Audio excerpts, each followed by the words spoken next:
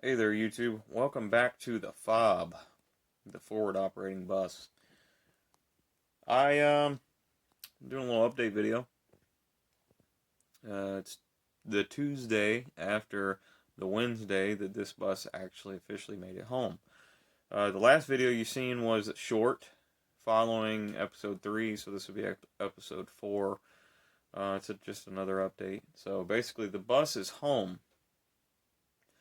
and that's great because I can, like for instance today, I worked about 13 hours with everything related to the business. Um, some of you may or may not know, I do have a small engine repair business. So I worked about 13 hours today, and then I come home, took a break for dinner, and come out here and piddle around a little bit until I feel like going to sleep. I say feel like, because yes, I'm tired, but I'm like, man, I got so much work to do. It's not even funny, and I've actually been camping out in the bus, been sleeping great.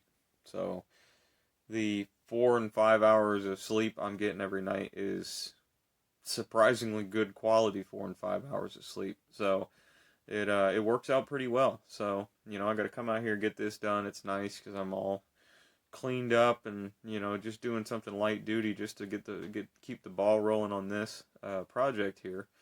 Um, so the bus made it home. You've seen in the last video, it started up, it was running good. I have nothing negative to report about the trip. Everything came up to temperature. The air came up just fine. The air, the low air pressure sensor.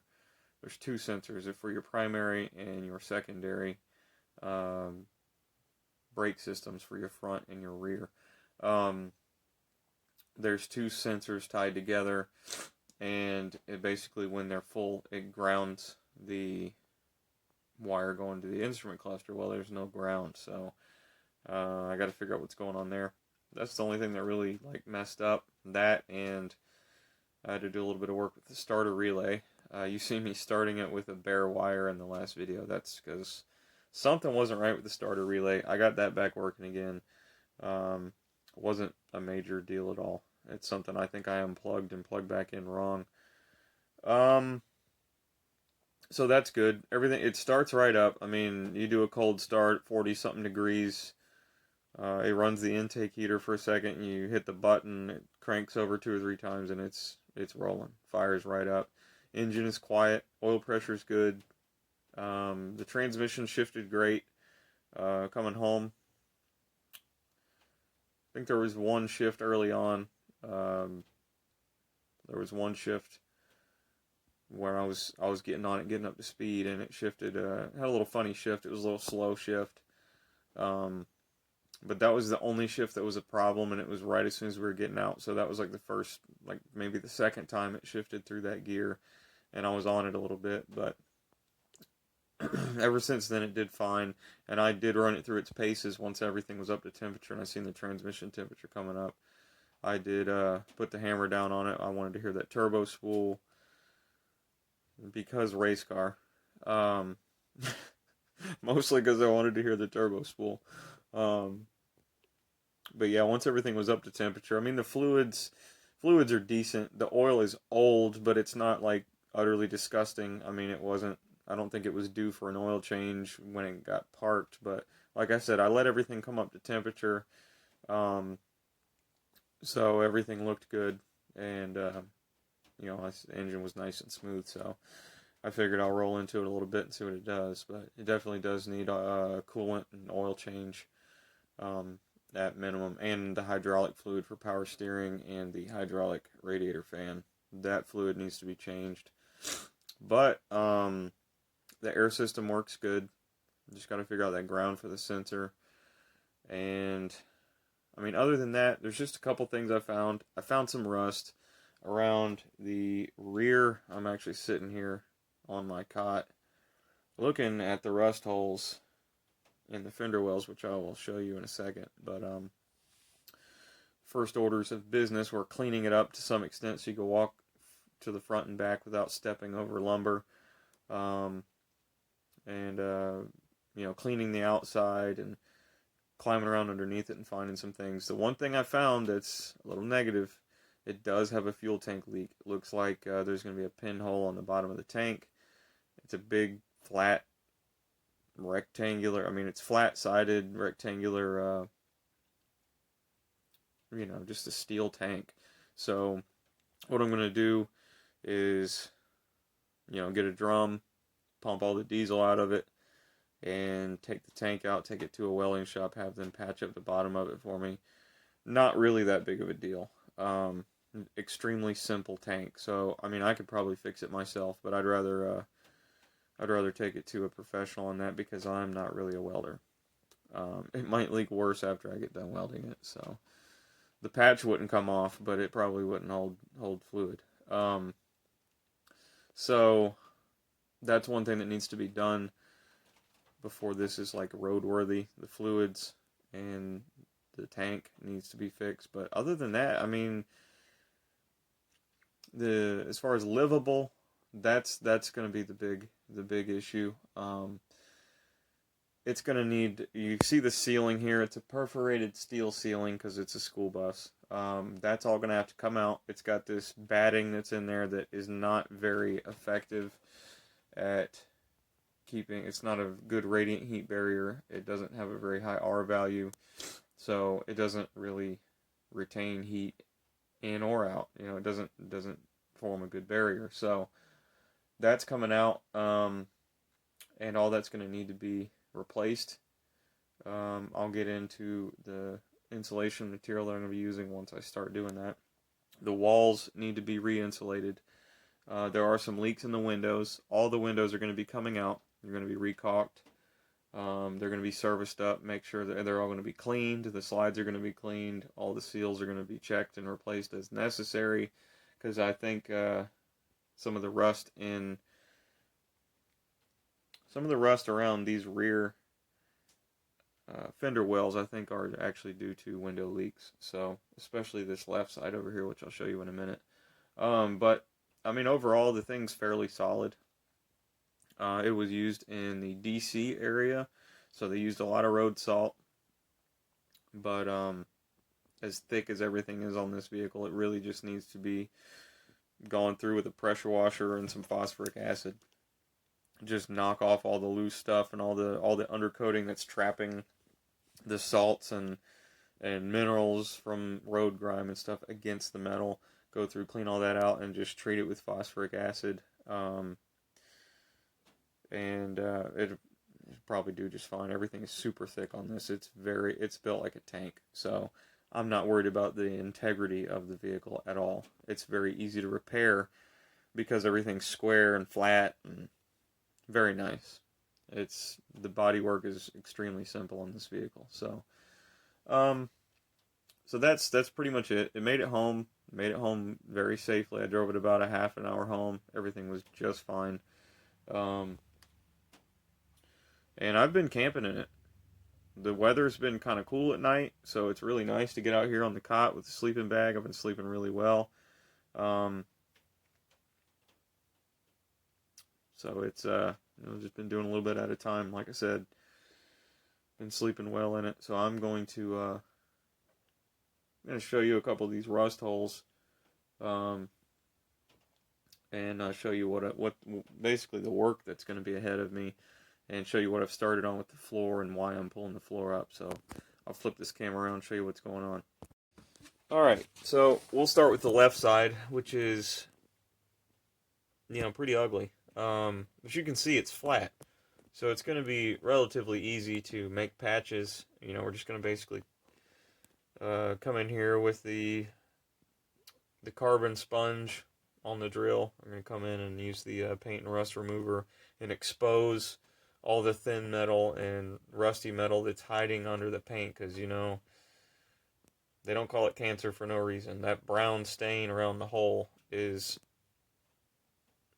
that may be a good indicator in this case, but it's probably a little bit bigger than that. So that all needs to come out. It needs to be cleaned out. You can see it's flaky in there. I believe that is actually, I know that this window here is actually leaking.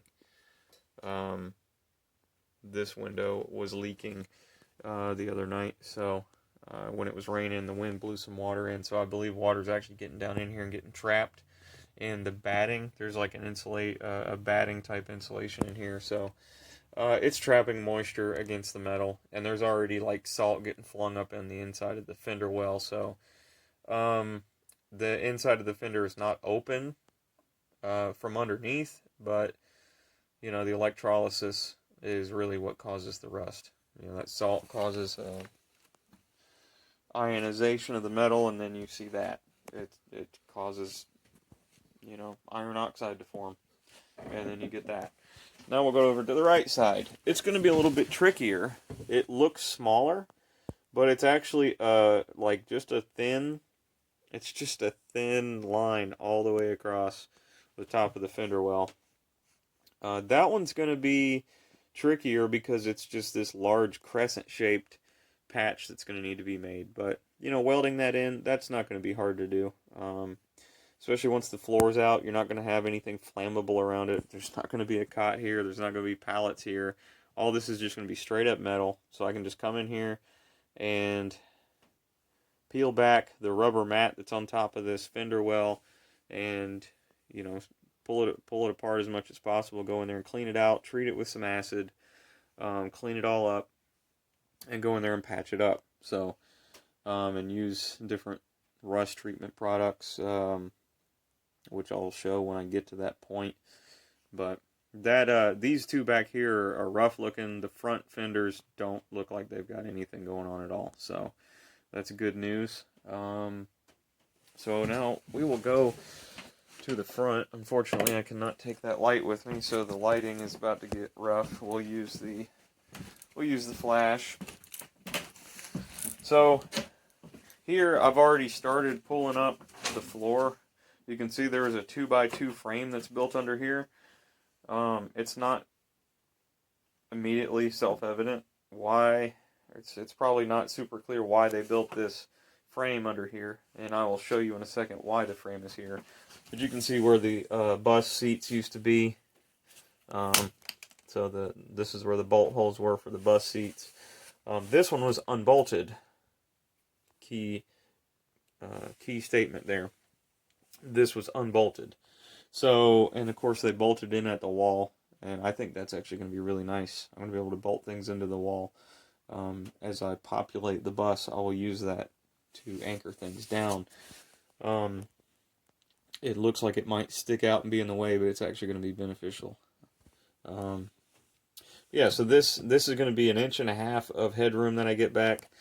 And as much as I would really like to incorporate this school bus, you know, runner that runs down the middle, I just can't. I'm going to leave the stairs intact, and I'm going to clean them up and make that white really pop, because I think it's nice looking. It's kind of neat. You know, I kind of like the bus aesthetic, but I do want it to also be efficient, and I want hardwood floor in here. So, this is going to have to come up too, because it's just going to, we're basically just going to make the floor flat. So this foam board and this plywood here is just going to go directly down on the bottom. Once I've verified that everything in the floor is cleaned up and it's rust free or patched up or whatever needs to be done. So I'm going to be combing all the edges in here inside and out and figuring out, just making sure that the floor is structurally sound so I don't have any surprises down the road. So I will show you why the frame is here. So we'll go ahead and somebody parked a refrigerator on top of this access hatch. So this let's see if we can get this up. Oh, almost had it. If I can get it up under here. There.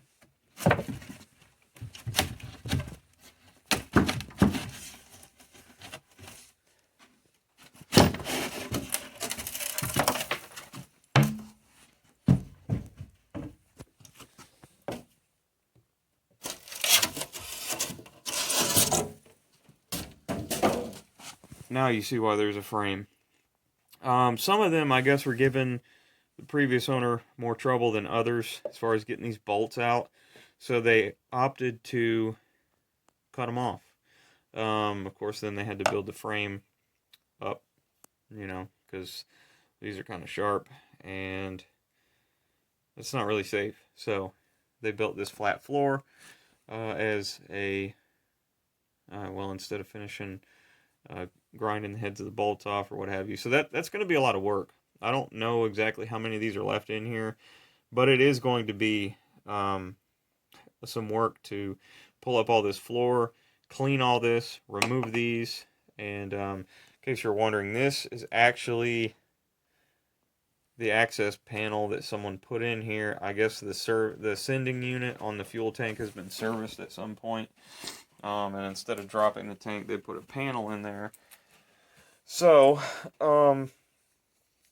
I will actually be leaving that intact. I'll find a way to, it'll probably be like this. I'll just, I'll set up the hardwood on top of it so that if I need to get into the sending unit, I can get to it. Serviceability is nice, even if it doesn't look as pretty, because you'll see that square in the floor. So I'm going to be, it's not going to be the prettiest thing, but I'll make it to where it's as seamless as I can make it, so it blends in. But I do want to leave that intact in case I need to get to that sending unit. I'll leave that hatch there. But other than that, I mean, I've kind of just come in here and done some cleaning. Came in here with a bucket and a bucket of pine sol and water and a sponge and a brush, and it was pretty dirty. So at some point the water got dirty and it was.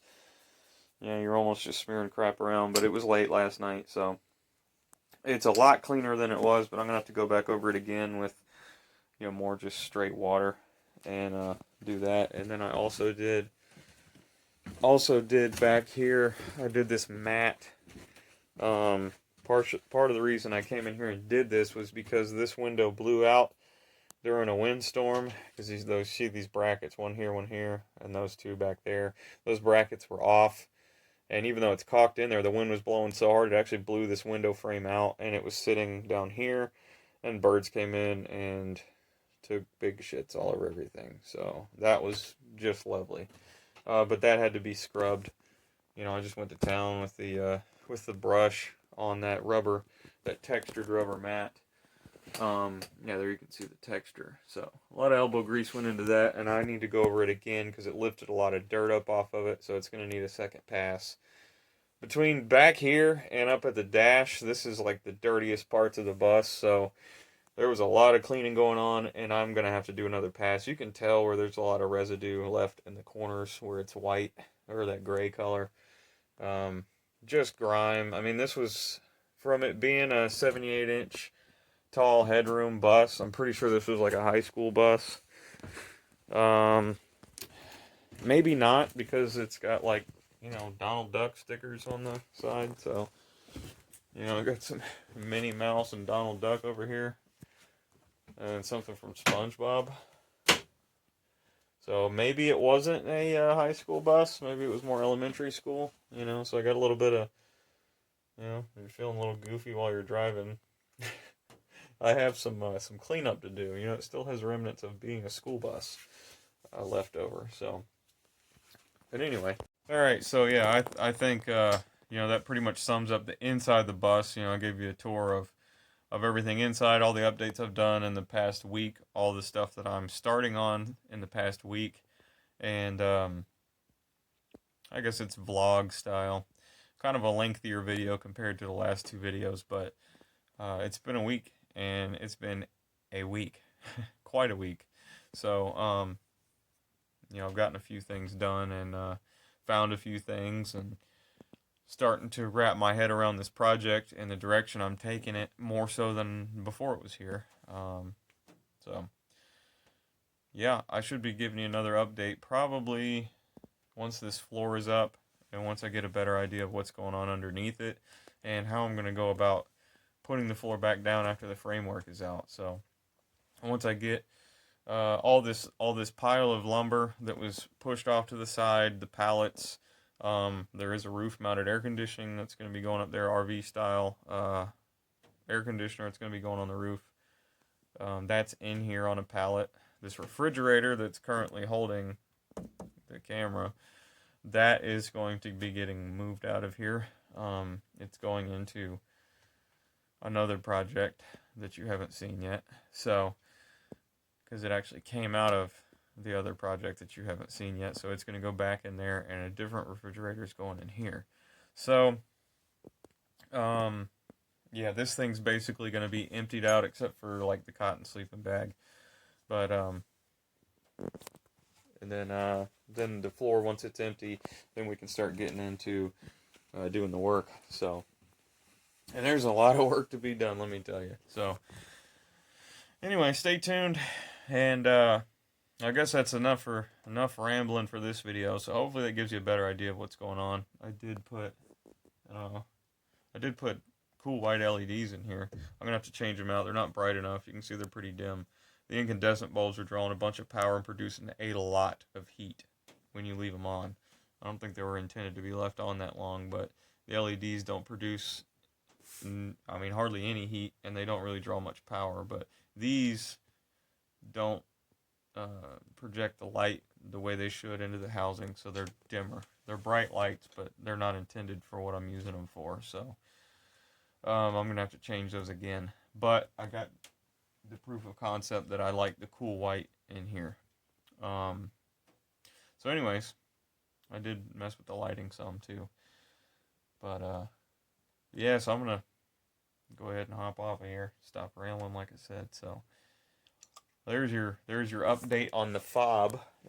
for the past week, and my experience with it, and what I found and what needs to be done. So the first steps are basically outline the first steps of what to do. So you know the deal. Like, comment, subscribe. Until next time, I'll see you later.